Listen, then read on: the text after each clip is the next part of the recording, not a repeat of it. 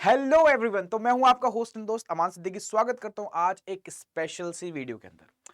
तो जैसे कि आप लोगों के हाफ ईयरली एग्जाम्स आ रहे हैं और आप लोग बहुत ज्यादा परेशान चल रहे हो और मेरे से बोल रहे हो कि सर कुछ स्ट्रेटजी बता दो जिससे हमारे हाफ ईयरली एग्जाम्स के अंदर कहीं ना कहीं अच्छे मार्क्स आ जाए और हमें पेरेंट्स से डांट ना पड़े। तो तुम टेंशन मत लो, ठीक है। आज मैं एक स्ट्रेटजी लेके आ गया हूं जहां पे हम कोशिश करेंगे कि इस बार हाफ ईयरली एग्जाम के अंदर 95% से ज्यादा स्कोर करते दिखाई दे, ठीक है। हाँ, तो without wasting any time, without any further edu, video को स्टार्ट करते हैं। तो सबसे पहले अगर हम बात करें तो हमारा टारगेट क्या होना चाहिए? हमारा टारगेट होना चाहिए कि 95% से प्लस हमें जाना है इस बार हाफ ईयरली एग्जाम्स के अंदर, ठीक है। प्लस नहीं जाना तो एटलीस्ट कम से कम 90 से 95% के बीच में रहें, ठीक है। अच्छा, मैं ऐसा क्यों बोल रहा हूं? क्योंकि फिर प्री बोर्ड्स में भी उसी चीज को मेंटेन करेंगे और बोर्ड्स के अंदर उसको थोड़ा सा हम अपलिफ्ट करने की कोशिश करेंगे। समझ गए बात को? ठीक है। तो सबसे पहले हम बात करते हैं कि स्टेप नंबर 1 आपका होना चाहिए मेरे बेटा कि आपको क्या करना है। आपको अपना सिलेबस थॉरली जान लेना है कि सर सिलेबस हमारा है क्या, हाफ ईयरली में जो सिलेबस आ रहा है वो है क्या। एक्चुअली देखो, अब ये स्कूल टू स्कूल वेरी करता है, सबको पता है। कहीं पे कुछ आ रहा होगा, कहीं पे कुछ आ रहा होगा।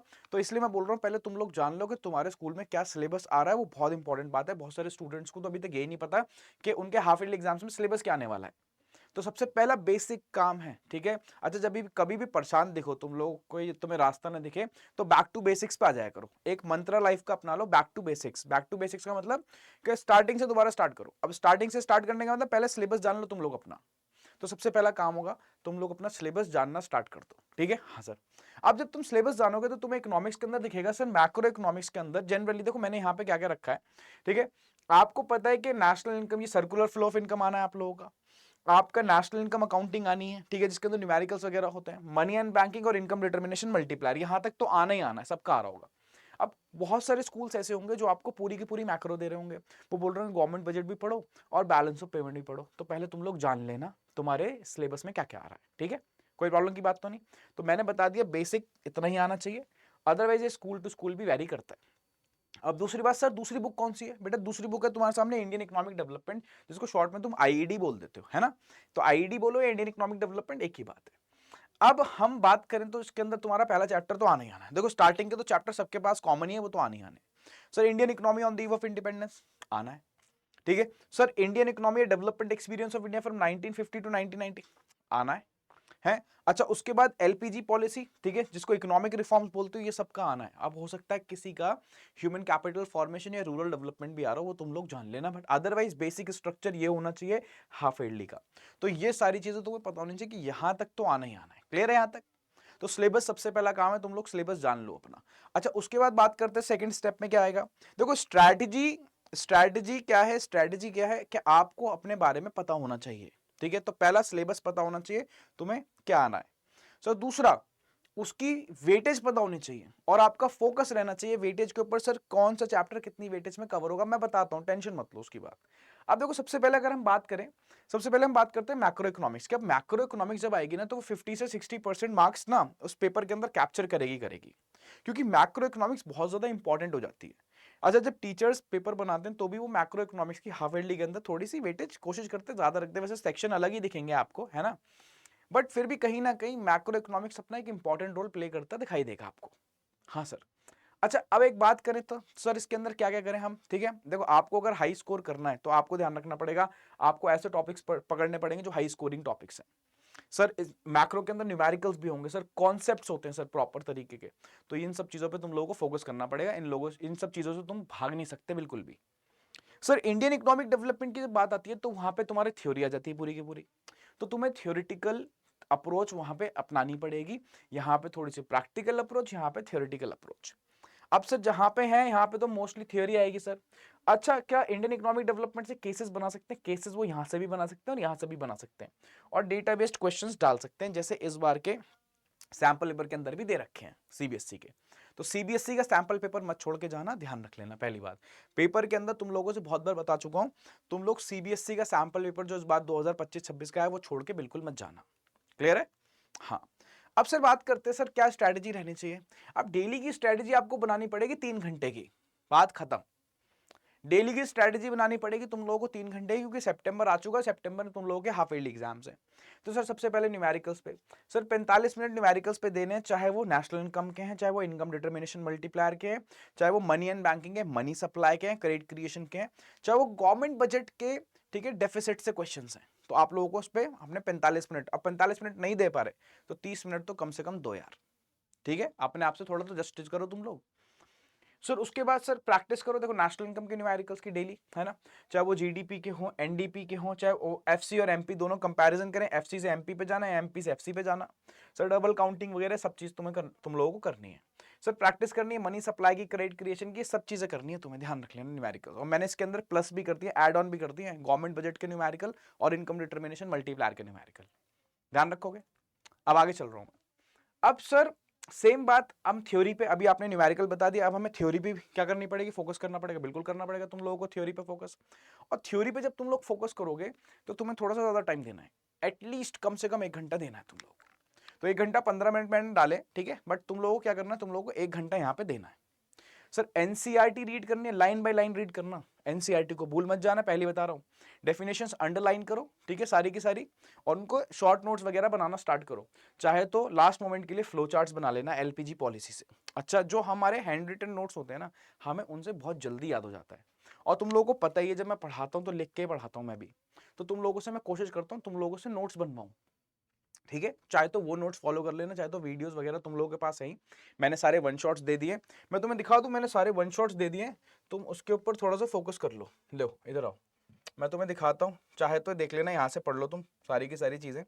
आपको कुछ नहीं करना, कॉमर्स अड्डा पे जाना, ठीक है, कॉमर्स अड्डा, ठीक है, सर्च करोगे आ जाएगा, ठीक है, क्लास 12, और यहाँ पे चले जाना प्लेलिस्ट में तुम लोग, और जैसी प्लेलिस्ट में जाओगे तुम्हें सारी प्लेलिस्ट मिल जाएंगी, सारी चीजें कवर करा रखी हैं।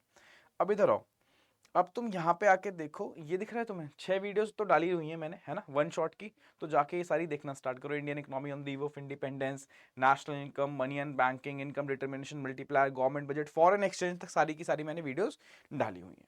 तो तुम लोग इसको प्लीज देखना स्टार्ट करो, ठीक है, क्योंकि ये काफी ज्यादा इंपॉर्टेंट वीडियोज है, ठीक। अच्छा अब वापस आते हैं, क्लियर है। तो अच्छा ध्यान रखना, थोड़े से पीवाईक्यूज सॉल्व कर लेना, सैंपल पेपर्स लगा लेना, सैंपल पेपर में तुम लोग एक सैंपल पेपर कर लेना अच्छे से, मैंने बताया कौन सा, सीबीएसई का सैंपल पेपर तुम लोग करके जाओगे, ठीक है। हाँ सर आगे चलूं, क्लियर।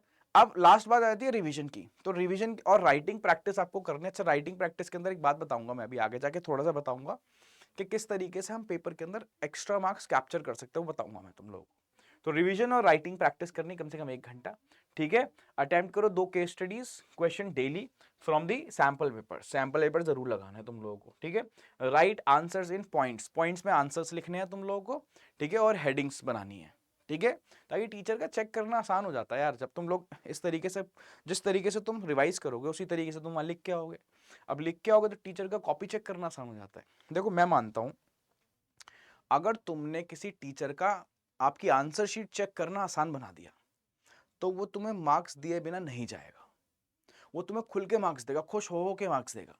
बट तुमने उसका अगर कॉपी चेक करना डिफिकल्ट बना दिया, तो वो गुस्से में आके तुम्हारे मार्क्स जरूर काटने वाला है, ये इस बात की गारंटी है, ठीक है। हाँ जी सर। अब सर स्टेप 4 में क्या करें सर, स्कोरिंग ट्रिक्स क्या है, देखो एक एक करके मैं तुम्हें सारी चीजें बताऊंगा, मैं बोला था मैंने तुम्हें ट्रिक्स बताने वाला हूं, ठीक है, कि अगर तुम्हें 95% को क्रॉस करना है तो तुम्हारे पास क्या ट्रिक्स होनी चाहिए। देखो पहला point, always right formula before solving the numerical. तुम लोगों को हमेशा, हम क्या करते हैं, क्वेश्चन आया सीधा सॉल्व करने बैठ गए, नहीं, पहले तो उसके इसका उसका रॉ डेटा निकाल के यहां लिखो, उसके बाद जो फॉर्मूला यूज करने वाला फॉर्मूला लिखो, फिर क्वेश्चन को सॉल्व करना है। अब ऐसा क्यों, तुमने अगर नीचे कुछ गलती कर दी ना, तुम्हें फॉर्मूले के मार्क्स मिलेंगे मिलेंगे, ठीक है। हाँ सर। अब सर आगे और क्या करना चाहिए बेटा, और तुम्हारे सामने सेकंड पॉइंट है कि जब भी तुम थ्योरी लिखो, ठीक है, तो उसके अंदर अगर तुम्हारे पास डेटा याद है तो प्लीज लिख दो यार, पर डेटा सही होना चाहिए, ध्यान रखना। एग्जाम्पल से एग्जाम्पल्स लिखो, जैसे फॉर एग्जाम्पल मैं कुछ लिख रहा हूं, वहां पॉवर्टी की बात हो रही है तो पॉवर्टी का डेटा लिखो, सेंसस 2011 के अकॉर्डिंग डेटा डाल दो, नीति आयोग का कोई डेटा तुम्हें याद है डाल दो, ठीक है। हाँ बट ये तब है जब तुम्हें बियॉन्ड परफॉर्म करना है, ठीक है। हाँ अब सर अगर 6 मार्कर क्वेश्चन है तो हमें वहां पे क्या करना है, देखो 6 मार्कर क्वेश्चन को लिखने का तरीका होता है, आंसर राइटिंग का एक तरीका होता है, आपको पता है ना, आंसर राइटिंग का तरीका 3 पार्ट में डिवाइडेड रहता है। सबसे पहले किसी भी आंसर का हम क्या लिखते हैं, इंट्रो लिखते हैं, फिर उसकी बीच में बॉडी आती है जहां पे हम एक्सप्लेनेशन देते हैं, फिर एंड में उसको कंक्लूड करते हैं। अगर ऐसे तुमने लिख दिया तो मजे ही मजे हैं, मैं इस बात की गारंटी ले रहा हूं। टीचर मार्क्स काट तो सकता ही नहीं है, काटने की कोशिश भी करेगा तो भी सोचेगा यार कहां काटूं मैं इसके मार्क्स। समझ में आ गई बात? तो इंट्रो, बॉडी एंड कंक्लूजन, ठीक है सर। फिर क्या करें? अच्छा, जब भी तुम्हें कीवर्ड्स कुछ लिख रहे हो, ठीक है, जैसे inflation, credit multiplier, LPG reforms, underline कर दिया करो, अंडरलाइन, ठीक है। हाँ, और सर डायग्राम जहां बनाने पड़ेंगे साफ बनाना, फ्लो चार्ट्स यूज करना जहां पे भी पॉसिबल हो, ठीक है, ये बात ध्यान रखना। और अगर आपने ये सारे काम कर लिए तो इस बात की गारंटी है कि तुम्हारे स्कोर आने से कोई नहीं रोक सकता इस बार 95% बियॉन्ड। डन है यहां तक बात? अब सर अगर बात करें, कुछ ऐसी चीज बता दो, सीक्रेट इंग्रेडिएंट बता दो, ठीक है, कुछ सीक्रेट सॉस बता दो जिससे सर हम इस बार 95% क्रॉस कर जाए। वैसे अभी तक जो तुम लोगों को बता के आए हैं वो सब सीक्रेट इंग्रेडिएंट है, बट फिर भी तुम हमेशा मांगते हो सर कुछ बता दो, कुछ बता दो। तो लो, लास्ट में ले लो। एनसीईआरटी मत छोड़ना, मैं तुम लोगों को बता रहा हूं, ठीक है। 100% एनसीईआरटी बेस्ड रखना, ठीक है। गाइड्स पे रिलाय मत करो, ठीक है। जो बच्चा पढ़ रहा है, देखो पढ़ने से मैं मना नहीं करूंगा, पढ़ रहा बहुत अच्छी बात है, बट एनसीईआरटी को मत छोड़ देना उस चक्कर में। समझ में आ गई बात? एनसीईआरटी तुम लोगों को नहीं छोड़ के जानी। अब सर और बात करें अगर हम, तो सर किस पे फोकस रखना? तुम लोगों को फोकस रखना है केस स्टडीज पे। किस पे फोकस रखोगे? केस स्टडीज पे, ठीक है। और तुम लोगों को पता है गलती कहां होती है? बच्चे सबसे ज्यादा गलती करते हैं असर्शन एंड रीजनिंग के अंदर। ध्यान रखना, मैं बता रहा हूं, मेरे तो कितने बच्चों से इंटरेक्शन होता है, बच्चे गलती करते हैं असर्शन एंड रीजनिंग के अंदर। अगर तुम प्रैक्टिस कर पाओ, सारी प्रैक्टिस हो गई, थोड़ी सी असर्शन एंड रीजनिंग की प्रैक्टिस कर पाओ, तो वो तुम्हें दूसरे स्टूडेंट से एज देगा। समझ में आ गया? जहां दूसरे स्टूडेंट्स स्कोर कर रहे हो 90, तुम स्कोर कर रहे हो 95% बियॉन्ड, ठीक है। ध्यान रख लेना पहली बात, ठीक है। अच्छा सर लास्ट बात बता दो सर, आंसर्स को क्रिस्प रखो, टू दी पॉइंट रखो, बुलेट पॉइंट में लिखना। और बुलेट पॉइंट को 1 2 3 नहीं, सिर्फ बुलेट पॉइंट्स, क्वांटिफाई मत करना। तो कहने का मतलब है ज्यादा लंबी चिट्ठियां नहीं लिखनी, पॉइंट पे रहो, क्रिस्प रखो आंसर, छोटा, ठीक है। छोटा मतलब ये नहीं कि बिल्कुल ही कम लिख दिया, जितना बात पूछी उतनी उतनी रेलिवेंस रखना, और बुलेट पॉइंट में ब्रेक करके लिखो। अब मैंने जितनी बात बताई है, तुमने इसका 70% भी इंप्लीमेंट कर लिया तो मैं मान जाऊंगा तुम्हें, हाँ, और उसमें ही तुम्हारा काम हो जाना है। और 100% इंप्लीमेंट कर लिया, फिर तो क्या ही बात है, फिर तो 95% बियॉन्ड है। समझ में आ गई बात? ठीक है। तो ये जितनी भी मैंने बातें बताई बहुत ज़्यादा इंपॉर्टेंट थी, ठीक है। इसको फोकस करना है, प्योरली तुम्हारे हाफ ईयरली एग्जाम्स के लिए। बट ऐसा नहीं है कि प्री बोर्ड के लिए, बोर्ड के लिए नहीं है। ये बातें बहुत इंपॉर्टेंट है, जब भी पढ़ाई करो, जब भी एग्जामिनेशन देनी है, इन बातों के ऊपर फोकस रखना है, ठीक है। तो थैंक यू सो मच। अगर आपको मेरे से गाइडेंस लेनी है, मेंटरशिप प्रोग्राम लेना है, तो ध्यान रखना मेरी आईडी है aman.siddiqui@adda247, ठीक है। आप इसमें मेरे को मेल कर सकते हो मेंटरशिप लिख के, मैं पूरी आपकी हेल्प करूंगा। और आप मेरा टेलीग्राम चैनल भी ज्वाइन कर सकते हो। इवन अगर आपको मेरे से पढ़ना है, ठीक है, तो आप मेरे बैचेस के अंदर भी आ सकते हैं, ठीक है। मैं आपको बता देता हूँ, ठीक है, बैचेस में आने के लिए क्या करना पड़ेगा आप लोगों को, ठीक है। आपको adda247 की वेबसाइट पे जाना है, ठीक है। और यहाँ पे जाना, देखो यूजी पीजी कोर्सेज दिख रहे हैं, यहाँ पे जाओ। अब देखो यहाँ पे सीयूटी महापैक दिख रहा होगा, ठीक है। तो अगर आपको सीयूटी की तैयारी करनी है, सीयूटी एग्जामिनेशन की तैयारी करनी है, बोर्ड्स की एग्जामिनेशन की तैयारी करनी है, तो यहाँ पे हमारे साथ कुछ पैकेजेस हैं। अच्छा, ये कुछ पैकेजेस हैं, इनको महापैक बोलते हैं। महापैक एक्चुअली जितने भी बैचेस हैं इसके अंदर मर्ज्ड रहते हैं। आपने एक बार इसका सब्सक्रिप्शन लिया तो पूरे साल जितने भी बैचेस आएंगे आपको सबका एक्सेस मिल जाता है, ठीक है। जैसे मैं इस पर क्लिक करूंगा तो ये खुल जाता है, यहाँ पे देखो ओपन हो गया, ठीक है। अब आपको कभी भी ये वाला प्राइस पे करने की जरूरत नहीं, ठीक है। तो आपको क्या करना है, आपको मोर ऑफर्स पे जाना है, और मोर ऑफर्स पे जाके यहाँ पे कोड लगाना है A111। और जब भी आप A111 कोड अप्लाई करोगे, ठीक है, तो देखो अभी 44% का डिस्काउंट चल रहा है, मंथ एंड सेल चल रही है। तो और उसकी वैलिडिटी 16 मंथ्स के दिखा रहा है। तो मैं आपको सजेस्ट करूंगा कि this is the right time to purchase this, ठीक है। तो आप उसको खरीद लो। समझ में आ गई बात? क्लियर है? डन डन डन डन है? समझ में आ गई बात? तो इस तरीके से सारी की सारी चीजें हो सकती हैं, ठीक। तो आप मेरे को टेलीग्राम चैनल पे भी फॉलो कर सकते हो, ठीक है, aman_sir_adda247। अदरवाइज मेरे को मेल कर दो मेंटरशिप लिख के, मैं पूरा गाइड करूंगा आपको, ठीक है। तो आशा करता हूँ आप लोगों को वीडियो बहुत अच्छी लगी होगी। टिल देन, नमस्कार, सत श्री अकाल, आदाब। मैं हूँ आपका होस्ट एंड दोस्त अमान सिद्दीकी।